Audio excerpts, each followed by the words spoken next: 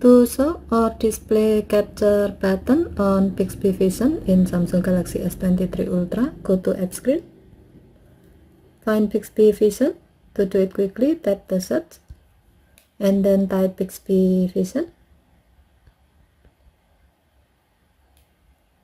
Next, long tap Bixby Vision and then select App Info. Tap Bixby Vision Setting.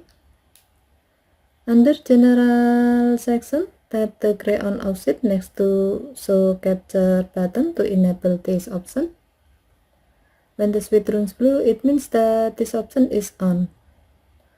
When this option is on, the capture button will be displayed in its mode, which means you have to tap the capture button to make Bixby Vision to detect objects, text, or scene.